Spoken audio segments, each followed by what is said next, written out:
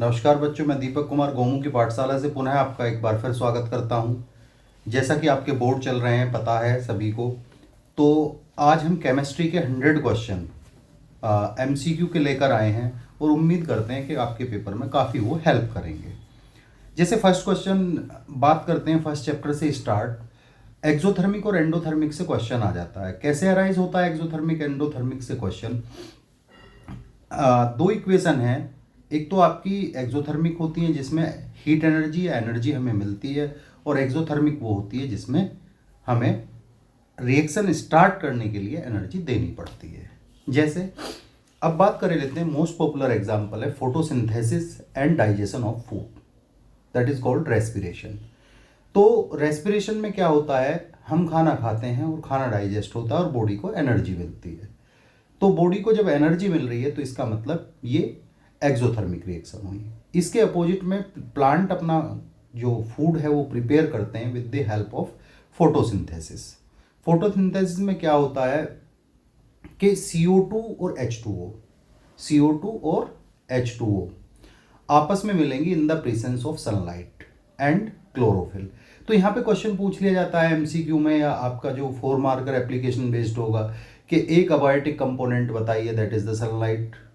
अब फिर बोल देंगे एक कंपोनेंट और काम आया है, दैट इज कॉल्ड क्लोरोफिल।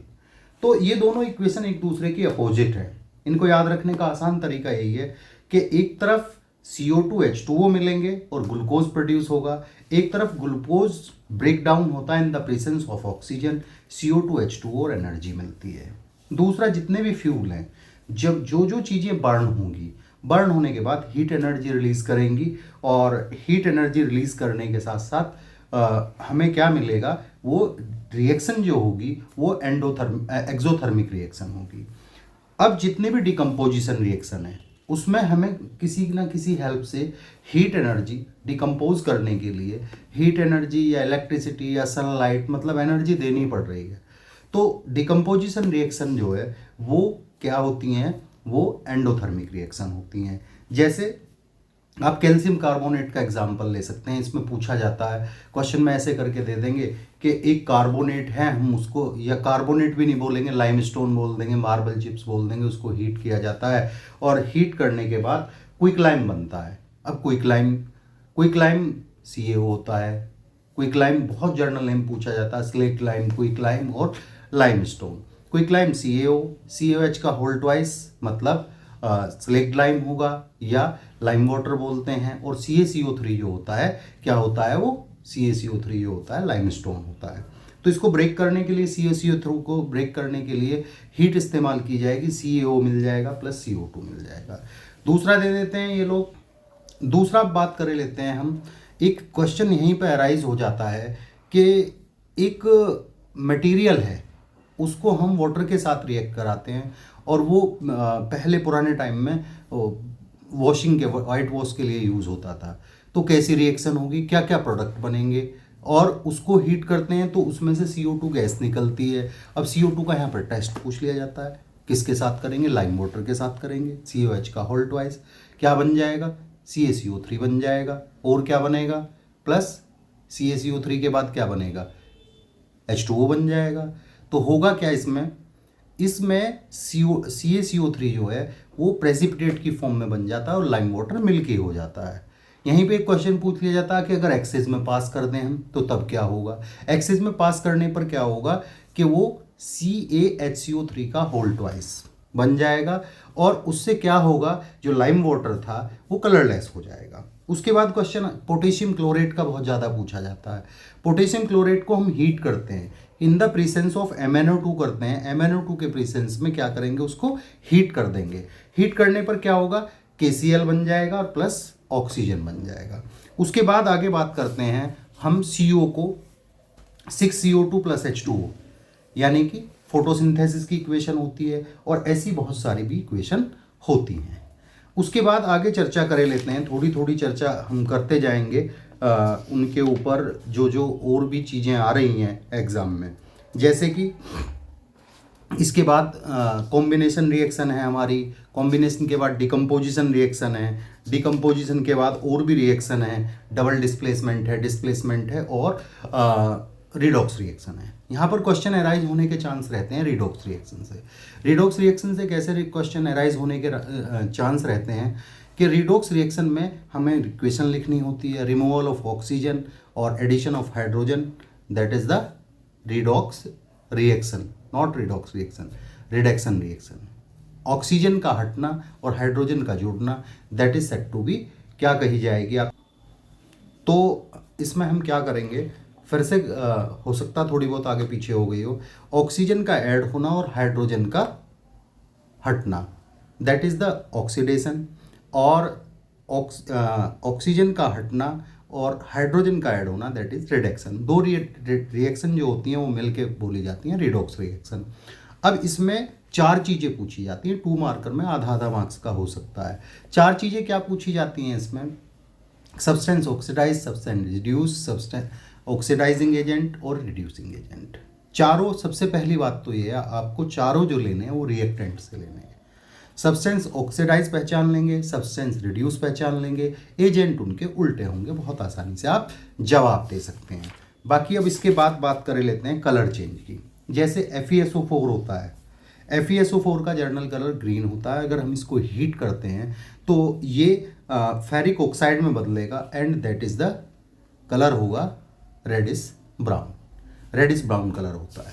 उसके बाद बात कर लेते हैं CuSO4.5H2O, यानी कि क्रिस्टलाइजेशन ऑफ कॉपर सल्फेट। अगर हम इसको हीट कर देते हैं और वाटर को एवेपोरेट कर देते हैं तो क्या, इसके बाद मतलब वाटर के प्रेजेंस में ही जो होते हैं। इसके बाद अब बात करते हैं, जो वाटर की क्रिस्टलाइजेशन जब तक होते हैं तब तक कलर कुछ और होता है, और वाटर क्रिस्टलाइजेशन को अगर हम हीट करके हाइड्रेटेड और एनहाइड्रस, एनहाइड्रस का मतलब है, हाइड्रेटेड का मतलब है उसमें वाटर है, एनहाइड्रस का मतलब है उसमें वाटर मॉलिक्यूल प्रेजेंट नहीं है। इसमें से ये क्वेश्चन उठते हैं। दूसरा यहाँ से क्वेश्चन उठते हैं आपके रेंसिडिटी से। रेंसिडिटी क्या है, कोरोजन क्या है, इस सब के भी क्वेश्चन एग्जाम में पूछे जाते हैं। Corrosion, metal gradually eaten up with the atmospheric vapour, और जो गैसेस होती हैं और एसिड होते हैं एनवायरनमेंट में, उनसे रिएक्ट कर लेती हैं। इसमें आयरन का जो है उसको स्पेशली बोला जाता है, कोरोजन ऑफ आयरन को हम स्पेशली बोलते हैं रस्टिंग ऑफ आयरन। उसका फॉर्मूला पूछ लिया जाता है, ठीक है, वो आपको .XH2O करके याद होना चाहिए, Fe2O3.XH2O प्लस। कोरोजन खाली कार्बन का ही नहीं होता है, कोरोजन कॉपर का भी होता है, ग्रीन कलर में कन्वर्ट हो जाता है CuCO3.COH का होल ट्वाइस। सिल्वर का भी होता है कोरोजन, उसका भी पूछ लिया जाता है, दैट इज सल्फर Ag2S में कन्वर्ट हो जाता है।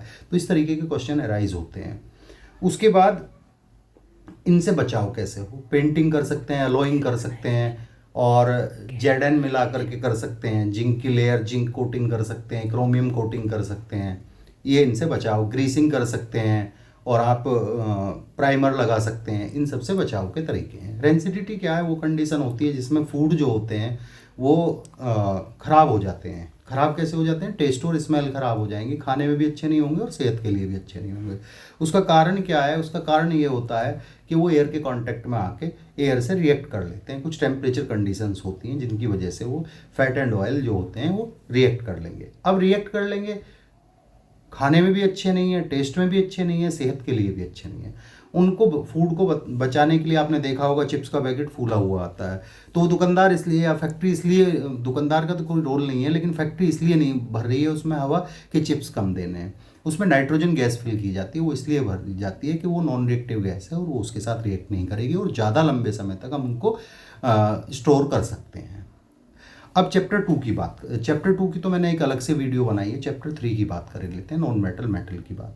नॉन मेटल मेटल में कई क्वेश्चन अराइज होते हैं। तो चैप्टर 3 में नॉन मेटल मेटल है, चैप्टर 2 का लिंक डिस्क्रिप्शन में डाल दिया जाएगा। नॉन मेटल मेटल में सबसे पहले तो हमें ये पता होना चाहिए मेटल कितने, नॉन मेटल कितने हैं। यहाँ से क्वेश्चन आते हैं।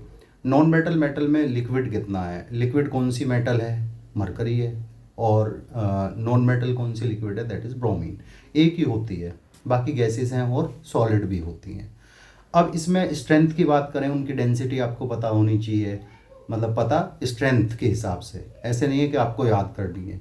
यहाँ से और क्वेश्चन, ब्रोमीन का कलर कैसा होता है, ब्रोमीन का रेडिश ब्राउन कलर होता है। तो ये क्वेश्चन एराइज होते हैं। और नॉन मेटल मेटल में मेटलर्जी से क्वेश्चन आते हैं, और नॉन मेटल मेटल में एक्सट्रैक्शन ऑफ मेटल जो मेटलर्जी है उससे क्वेश्चन एराइज होंगे।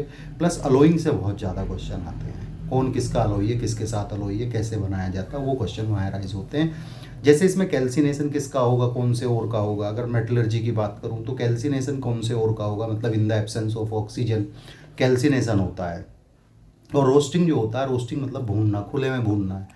तो कार्बोनेट जो ओर होते हैं उसमें ऑक्सीजन है, CO3 होता है, तो उनका कैल्सिनेशन करेंगे क्योंकि ऑलरेडी वहाँ पर ऑक्सीजन है। तो वहाँ पर ऑक्साइड लेना है हमें, बनाना अल्टीमेटली ऑक्साइड है, ऑक्साइड को फिर रिड्यूस कर देते हैं रिडक्शन के थ्रू।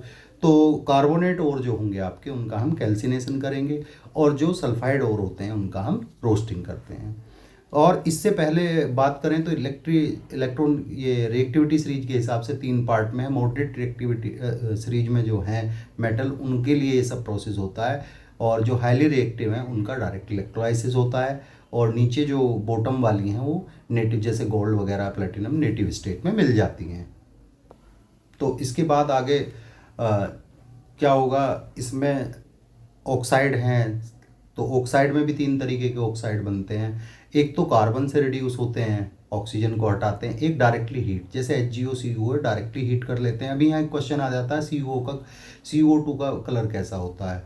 यहाँ पे जो कलर होगा ब्लैक कलर होगा, उसके बाद ये डायरेक्टली हीट कर लीजिए। बाकी आयरन और एक आयरन है, और भी 1-2 ऐसे ऑक्साइड हैं जो एल्यूमिनियम की हेल्प से उगते हैं, जैसे मैग्नीज ऑक्साइड है, ये सब एल्यूमिनियम की हेल्प से अलग होते हैं। अब एल्यूमिनियम की हेल्प से होने में एक थर्माइट रिएक्शन का क्वेश्चन आ जाता है कि जो उसका आयरन का जो ऑक्साइड है उसमें एल्यूमिनियम का पाउडर डाला जाता है, जिसकी वजह से वो ऑक्सीजन को छोड़ देता है, उधर Al2O3 बन जाएगा और उधर आयरन प्योर मिल जाएगा, जिसकी हेल्प से हम जो रेलवे ट्रैक्स होते हैं उनमें जोड़ भी लगाते हैं, वेल्डिंग करते हैं प्योर आयरन की। एक अब यहाँ से क्वेश्चन आ जाता है, नॉन मेटल मेटल से ये क्वेश्चन एराइज होता है। नॉन मेटल मेटल में सबसे पहली इंपॉर्टेंट बात है बॉन्डिंग की। 2 तरीके के बॉन्ड बनते हैं, आयनिक बॉन्ड बनते हैं और कोवेलेंट बॉन्ड बनते हैं। आयनिक बॉन्ड जो होते हैं वो नॉन मेटल और मेटल के बीच में बनेंगे। हमेशा याद रखिए, आयनिक बॉन्ड मेटल और नॉन मेटल के बीच में बनेंगे। मेटल और नॉन मेटल के बीच में आयनिक बॉन्ड बनते हैं, और इनका फोर्स ऑफ अट्रैक्शन बहुत ज़्यादा होता है, इसीलिए इनका मेल्टिंग पॉइंट और बॉइलिंग पॉइंट भी बहुत ज़्यादा हाई होता है, और इसी की वजह से इनके बॉन्ड बहुत स्ट्रॉन्ग होने की वजह से ये स्टेबल होते हैं ज़्यादा। अब ये इलेक्ट्रिसिटी भी कंडक्ट करते हैं, बट करते हैं मोल्टन स्टेट में, सॉलिड स्टेट में नहीं करते। उसके बाद दूसरे जो बॉन्ड होते हैं वो कोवेलेंट बॉन्ड होते हैं, उसमें शेयरिंग ऑफ इलेक्ट्रॉन होगी, साझेदारी होगी इलेक्ट्रॉन्स की, और उनमें कोई चार्ज नहीं आता। इसमें आयनिक बॉन्ड में जो डोनेट करेगा उसके ऊपर पॉजिटिव चार्ज आ जाता है, और बाकी दूसरा जो एक्सेप्ट करेगा, यानी कि नॉन मेटल एक्सेप्ट करेगा और मेटल जो है वो क्या करेगा, डोनेट करेगा, तो उनके ऊपर भी चार्ज आ जाते हैं। जो डोनेट करेगा उसके ऊपर पॉजिटिव चार्ज आ जाता है, जो एक्सेप्ट करेगा उसके ऊपर नेगेटिव चार्ज आ जाता है। कोवेलेंट बॉन्ड में क्या होगा, कुछ भी ट्रांसफ़र नहीं करना है उन्हें क्या करना है, उन्हें केवल साझेदारी करनी है, और नॉन मेटल के बीच ही बनेंगे कोवेलेंट बॉन्ड। बट बनते 3 टाइप के, सिंगल, डबल और ट्रिपल। एक की साझेदारी भी होगी, 2 की भी होगी, 3 की। एक के लिए क्लोरीन का एग्जाम्पल ले सकते हैं आप, 2 के लिए ऑक्सीजन का ले सकते हैं, 3 के लिए आप नाइट्रोजन का ले सकते हैं। इसके बाद बात कर लेते हैं हम इस चैप्टर में, जब इलेक्ट्रोलाइसिस करते हैं। हाँ, उससे पहले एक और बात रह गई है, एक और क्वेश्चन दे देता कि Na पॉजिटिव आयन के पास कितने इलेक्ट्रॉन हैं। बेसिकली Na एटम के पास 11 इलेक्ट्रॉन होते हैं। Na पॉजिटिव का मतलब है उसने 1 इलेक्ट्रॉन दे दिया, ठीक है, तो बचे कितने इलेक्ट्रॉन, 10 इलेक्ट्रॉन हुए। अब Cl ने मान लिया, ले लिया, NaCl बना, नॉर्मली 17 है उसके एटम के पास, अब एक नेगेटिव चार्ज हुआ तो इसका मतलब उसके पास 18 इलेक्ट्रॉन हो गए। इस तरीके का क्वेश्चन भी अराइज होता है यहाँ से। अलॉय से क्वेश्चन आते हैं, एक वो आता है एल्यूमिनियम का, ड्यूरा एल्यूमिनियम, उसमें मैग्नीज होता है, मैग्नीशियम होता है, और निकल होता है, और एल्यूमिनियम होता है। उसके बाद आयरन के भी अलॉय बनते हैं। 2 अलॉय होते हैं, स्टील और स्टेनलेस स्टील। स्टील में खाली कार्बन होगा, और स्टेनलेस स्टील में निकल और क्रोमियम और कार्बन और आयरन तीनों होते हैं, ठीक है। उसके बाद आगे चर्चा कर लेते हैं। जैसे पहला अलॉय होता है ब्रास। ब्रास में क्या क्या होगा आपका, कॉपर होगा और क्या होगा, बताइए क्या क्या हो सकता है ब्रास में। एक ब्रास होता है, एक ब्रॉन्ज होता है।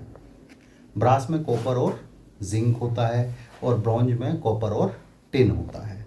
सोल्डर में क्या क्या होगा, 50% पीबी होगा और 50% टिन होगा।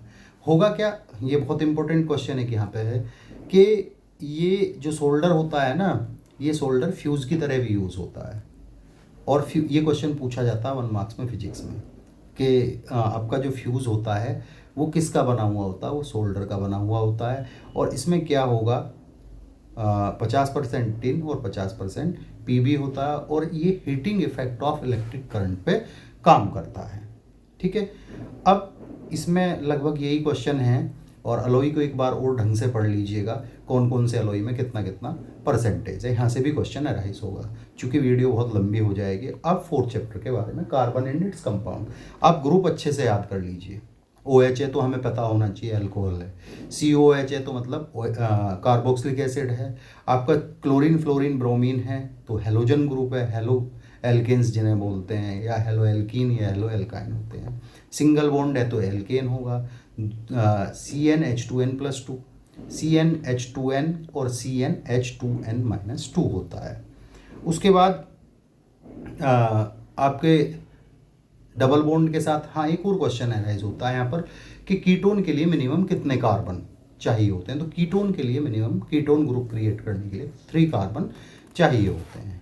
अल्कोहल हो गया आपका, COH हो गया, CHO एल्डेहाइड ग्रुप होगा। इन सब ग्रुप के बारे में भी आप अच्छे से पढ़ लीजिए और साथ में जो पहले दूसरे 2-3 नाम हैं उनके जर्नल नाम भी आप याद रख लीजिए। उसके बाद ग्रुप में से एक क्वेश्चन बनेगा ही बनेगा। उसके बाद आगे की बात करते हैं। कार्बन एंड इट्स कंपाउंड में मतलब हमारे सिलेबस में लाल वाला सिलेंडर है और एक CNG गाड़ी वाली है। लाल सिलेंडर मतलब LPG, फुल फॉर्म आपको याद होनी चाहिए, liquefied petroleum gas. Main constant क्या होता है, ब्यूटेन होता है। ब्यूटेन, ब्यूटेन मतलब मेथ एथ प्रोप ब्यू, कार्बन 4 और हाइड्रोजन 10 हो गए। दूसरा एक क्वेश्चन अराइज होता है CNG का, compressed natural gas. Compressed natural gas जो है उसका फॉर्मूला जो होता है H4 होता है, that is the methane, main constant होता है। एक और क्वेश्चन यहाँ से होमोलोगस का अराइज होता है। होमोलोगस में एक कार्बन बढ़ जाएगा हर बार नेक्स्ट वाले में और 2 हाइड्रोजन। और अगर मास डिफरेंस की बात करूँ, 12 carbon + 2 hydrogen, that is set to be 14 unit. उसके बाद उसमें हमारे सिलेबस में जितने भी हाइड्रोकार्बन बर्न होंगे, हाइड्रोकार्बन जो जो बर्न होते हैं वो हमेशा हीट लाइट तो देंगे ही देंगे, साथ में वो हमेशा CO2 देंगे प्लस H2O देंगे। अब आप कहोगे जी H2O तो दिखाई नहीं, वेपराइज हो जाता है ना, इसलिए नहीं दिखता। उसके बाद आपके सिलेबस में मेन 2 कंपाउंड हैं 4th वाले चैप्टर में, एक इथेनॉल और एक इथेनोइक एसिड। उसमें 5-5 रिएक्शन हैं जो आपको याद रखनी है। 5 में से एक मैं अभी कुल मिला के 10 हुई, 10 में से 8 कराए देता हूँ। कैसे, C2H5 किसका, C2H5OH इथेनॉल का फॉर्मूला है, CH3COH इथेनोइक एसिड का। इनको आपस में रिएक्ट कराना, that is set to be esterification. होगा क्या, C2H5 CH3COH रिएक्शन करेगा, H को डिस्प्लेस कर देगा, C2H5 उसका प्लेस ले लेगा, that reaction is set to be esterification. उसके बाद 8 बची क्योंकि दोनों में 2 तो कॉमन हो गई। उसके बाद सबसे पहली रिएक्शन है इथेनॉल को बर्न करना है। इथेनॉल को बर्न करना मतलब आग लगाना, मैंने बताया बर्न करने पर CO2 H2O heat and light. दूसरा है नेसेंट ऑक्सीजन के साथ। अब हमारे मैंने याद दिलाया आपके सिलेबस में कितने कंपाउंड हैं, 2 कंपाउंड हैं, C2H5OH है और क्या है, CH3COH। नेसेंट ऑक्सीजन के साथ करा दीजिए इथेनॉल को, आपका दूसरा प्रोडक्ट मिल गया, यानी कि CH3COH मिल गया प्लस H2O रिलीज हो जाएगा। अब एक सोडियम के साथ है, एक सोडियम के साथ है, लेकिन नेसेंट ऑक्सीजन में यहाँ क्वेश्चन एक और अराइज कर लेता है वो कि किसके प्रीसेंस में, that is in the presence of KMnO4। वो है कैसा है, एल्केलाइन। एल्केलाइन करने के लिए क्या करेंगे, थोड़ा सा NaOH डाल देंगे, या एसिडिफाइड K2Cr2O7 पोटेशियम डाइक्रोमेट, उसमें क्या करेंगे, एसिडिफाइड करने के लिए थोड़ा सा H2SO4 डाल दीजिए। उसके बाद एक Na के साथ है, Na बहुत जिद्दी बच्चा है, Na ने तो तय कर रखा है मुझे हाइड्रोजन को भगाना, उसका प्लेस लेना, तो C2H5 OH प्लस Na करेंगे तो C2H5CONa बन जाता है। उसके बाद बात करते हैं C2H5OH plus NaOH, sodium hydroxide, जिसे कि कास्टिक सोडा भी कहते हैं। उसके साथ कराएंगे Na, वही जिद्दी बच्चा है, क्या करेगा, H को हटा देगा। उसके बाद एस्ट्रिफिकेशन, पांचों इक्वेशन पूरी हो गई। अब इथेनोइक एसिड की बात कर लेते हैं। इथेनोइक एसिड में पहली आपने 3 सोडा पढ़े हैं, 3 soda, caustic soda, baking soda और वॉशिंग सोडा, 3 सोडा पढ़े हैं आपने। अब 2 सोडा जो हैं उनकी रिएक्शन एक जैसी है, बेकिंग सोडा में भी कार्बोनेट होता है और वॉशिंग सोडा में भी। अब उसमें जो है CO2 बनेगी और Na वही प्लेस लेगा जो बताया गया है आपको, बस CO2 गैस बनेगी। अब क्वेश्चन घुमा के यहाँ से भी पूछा जा सकता है, यहाँ से CO2 आपसे निकलवाए कि कंपाउंड है, ऐसे करके CO2 देता है, CO2 के बाद आपको उसका टेस्ट बताया जाए, फिर उस CO2 को CaO से रिएक्ट कराया जाए और फिर कैल्शियम कार्बोनेट बनाया जाए, उसको CaOH का होल ट्वाइस से रिएक्ट कराया जाए, सॉरी CaO से नहीं, CaOH का होल ट्वाइस यानी कि सिलेक्ट लाइन से, और फिर बनवाएं आपसे क्या, CaCO3, और CaCO3 बनवा के और फिर पूछे। इस तरीके भी क्वेश्चन घुमाया जाता है। तो 2 सोडा हुए, कौन से, वॉशिंग सोडा और बेकिंग सोडा, दोनों में CO2 बनेगी और सोडियम वही अपना जिद्दी बच्चा, वो किसकी जगह बैठ जाएगा, हाइड्रोजन की जगह बैठेगा, CH3COO Na बना लेगा।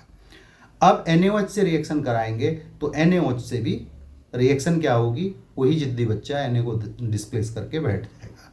उसके बाद 1 2 3 2 और बची, एक बची एस्ट्रिफिकेशन वाली और एक लास्ट बची जो एस्टर है, वो NaOH के साथ रिएक्शन कर लेता है, that is said to be saponification, और वही जिद होगी उसकी Na की, वही जगह लेगा वो। उसके बाद बात कर लेते हैं, क्या उसमें इथेनॉल में 1-2 रिएक्शन छूट गई, नहीं एक ही छूटी है, एक NaOH वाली तो मैंने बताई थी, एक रिएक्शन छूट गई डिहाइड्रेशन करने की। डिहाइड्रेशन का मतलब है वाटर को अलग कर देना है, तो वो in the presence of dehydrating agent है, वहाँ पर H2SO4, कॉन्सेंट्रेटेड H2SO4 होता है। तो इस तरीके से आपके जो क्वेश्चन हैं वो कंसेप्ट बेस्ड आने वाले हैं। आप ऐसा मत समझिए कि आप रट लेंगे तो काम चल जाएगा। जो MCQ हैं वो भी 1 मार्कर भी आपके, और बड़े एप्टीट्यूड बेस्ड जो क्वेश्चन है वो भी कंसेप्ट बेस्ड आने हैं। तो आप कंसेप्ट पर ध्यान दीजिए और एक एक टॉपिक को 3 से 4 बार पढ़िए। अभी आपके पास टाइम बहुत है, रिवीजन बहुत ज़रूरी है, इक्वेशन लिख लिख के प्रैक्टिस करिए और लगातार बने रहिए गोमू की पाठशाला के साथ। कल आपको फिजिक्स की भी सुबह सुबह एक वीडियो मिलेगी जिसमें मैं पूरे 4 के 4 चैप्टर बहुत शॉर्ट में डिस्कस करूँगा। धन्यवाद।